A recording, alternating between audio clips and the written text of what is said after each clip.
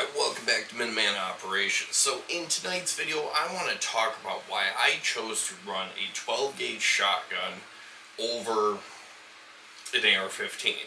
Now, there's a bunch of different reasons behind this, but we're only going to talk about three of those reasons. Three reasons that I feel kind of have top priority in my list of reasons for choosing a shotgun over an AR. So, without further ado, let's talk about those reasons. So, reason number one is just simply the fact that I live in New York, and New York made it to where you have to have your pistol permit in order to get your semi-automatic rifle.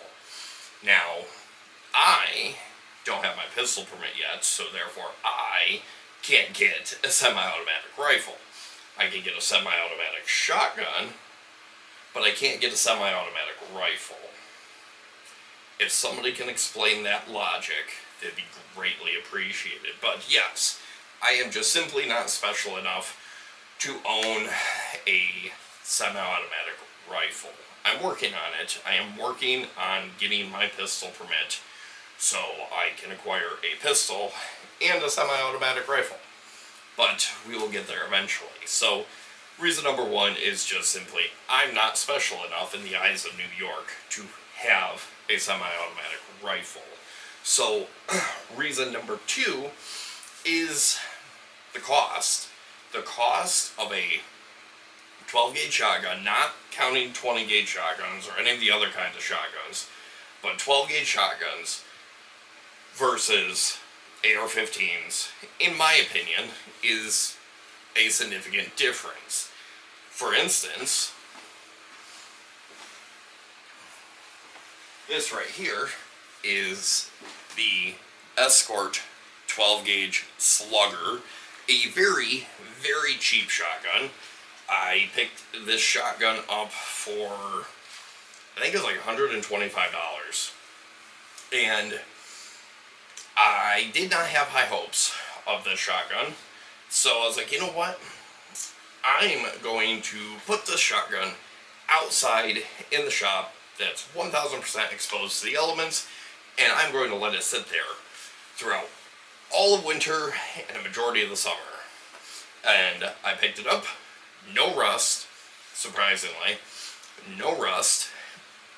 Took it over to the range, put a bunch of shells through it, and it functioned perfectly fine for $125. Now, this particular shotgun is super freaking obnoxious because on the stock here, it has these little holes here that you can actually put your extra shells in, and it's got 5 of them, if I remember correctly. So once you go to pull those extra slugs out of that little bitty hole right there, they're an absolute bitch to get out of there. So I just kind of secured an actual shell holder onto this just so I can actually comfortably have a couple extra shells on here. And not to mention, it's just really awkward to shoot. Like, I put a lot of shells through this shotgun, and honestly, I don't hate it, but I don't love it. Kind of just one of those shotguns that's like, I'll add it to the collection. I won't get rid of it, but I'll add it to the collection. So, for a $125 shotgun, I can't complain. You know, this can 1000% serve the role of hunting. You got a smoothbore barrel, like there's no rifling. So, you know, you can utilize it for hunting. You can utilize it for home defense. Shit, you could probably even utilize it for the whole combat, you know, when the Mongolians are falling from the sky and everything. Like, so if you're the type of person who is on a budget or whatever, the Escort 12 gauge Slugger, is probably going to be a pretty decent option. I mean, I spent $125, spend a few more dollars and get some ammo to go with it. Like, you can't beat that. Like, if you go buy a AR-15 for $125, It's not gonna happen. Like, I mean, maybe. I guess I've just never seen a AR-15 for $125. So, for like an entry-level firearm, until you could get some money saved up to get something better, I mean, right here, this is perfect. This is great. This is a great option. Is it the best? No, but it'll definitely get the job done. And if it's all you have, then I feel I feel comfortable enough to say that this is a good option for somebody who is looking for a budget pump action shotgun. Now, they have a bunch of like budget semi-auto shotguns, which eventually I'll break down and go buy, but you know, you can't find an AR-15 for $125. I'm sorry, you can't do it. If somebody has ever found one, a good one, a decent one for $125, let me know, but I don't think they're there. So, anyways, put you back over here. So, cost and affordability. I mean, not everybody has a bunch of money laying around that they can go blow on an AR-15.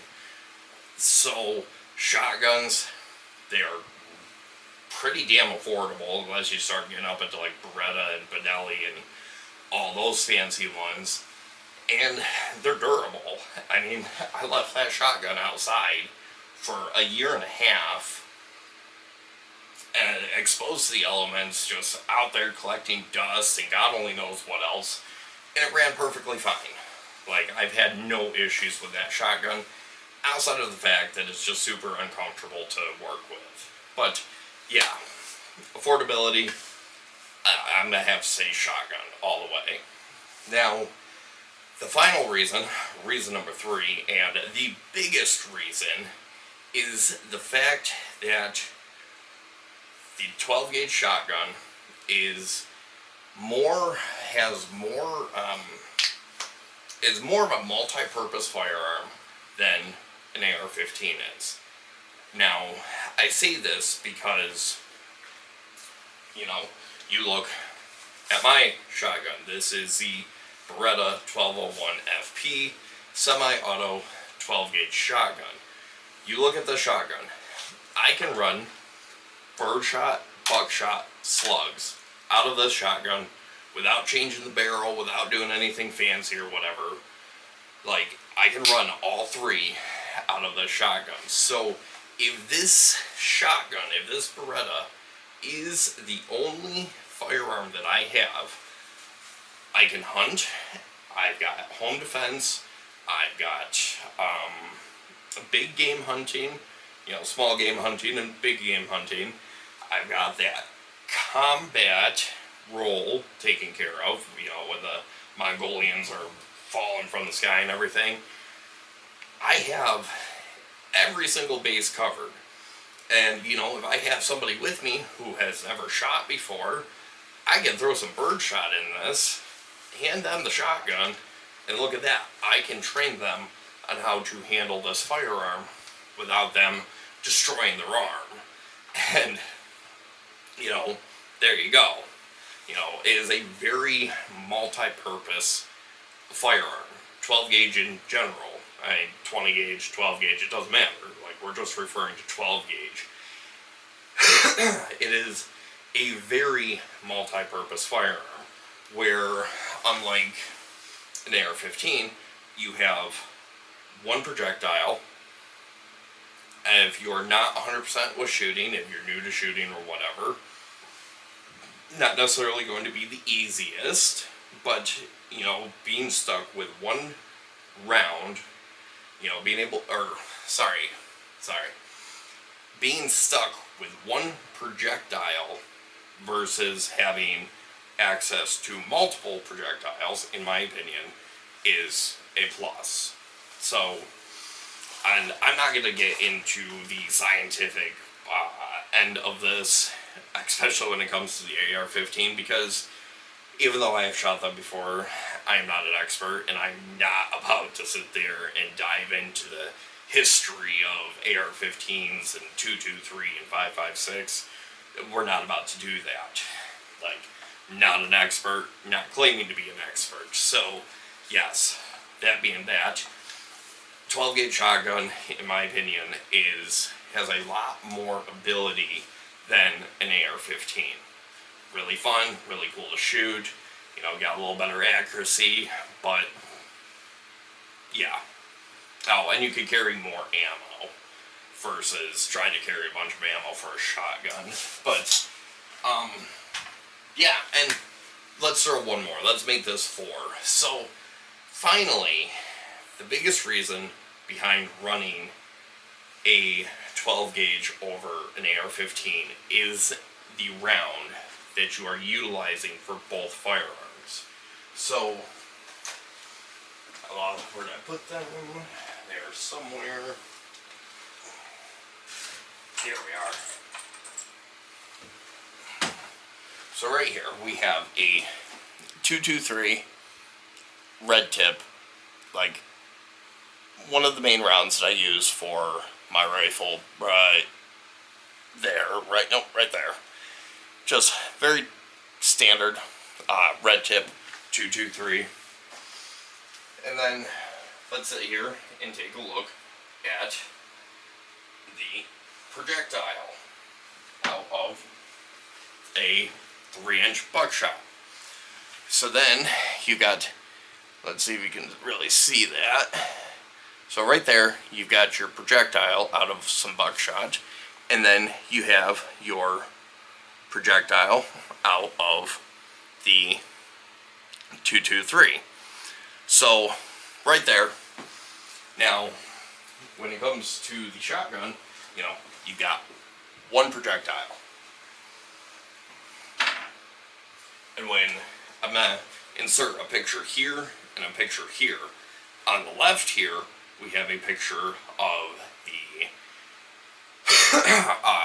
3-inch buckshot with 15 pellets, and then over here we have the 2 1/4 buckshot with 9 pellets. So you have multiple projectiles with a 12 gauge shotgun, utilizing buckshot, than you do with an AR-15, where you're only able to shoot one round. Now, that might not be the best option for everybody, because you do lose accuracy. Like, you're not physically aiming for all 15 of those pellets, unlike the AR-15. But if you look at the actual role or purpose of my shotgun, if I am by myself, and if being by myself, I am not about to go out and look for trouble. Like, I'm not about to go out there and be like, hey, there's a bunch of evil Mongolians, I'm going to go attack them. No, that's stupid, that's a terrible idea, and I'm not going to do that. Because all I have is my shotgun, and because I'm by myself, I don't have anybody backing me up with more shotguns or rifle or whatever. Like, it's me. So I'm not going to go looking for that issue. I'm not going to go purposely engage some enemy army with a semi-auto shotgun. However, if the need arises, I want to be able to, lay down suppressive fire enough to get out and to just get away. Like, I don't want to be here. Like, I need to go. I've got evil Mongolians following me. Like, I need to put down suppressive fire. That way, I can get myself the hell out of here. So, being out in the woods, which is where I'm going to find myself 9 times out of 10, having that 3-inch buckshot with that spread of 15 different pellets, that's going to cover a pretty good chunk of area. And not the greatest, I know this, but if I have an enemy force coming at me and I don't know where they are and I don't have time to sit there and be like, alright, well, there's one, there's one, there's one, I can simply just, alright, fire off a couple rounds, a couple shells, get some buckshot downrange, fall back again, repeat the process, get as many pellets downrange as humanly possible. That way, I can get the hell out of here. Now, the other role of this shotgun is more of the defensive position, the defensive role. Like if I'm at camp or at home or whatever, and some evil Mongolian zombies trying to break in or whatever, I want to just put down as much firepower as humanly possible, and this shotgun has the ability to just send as much downrange as humanly possible. Accurately? No. But it will get the job done.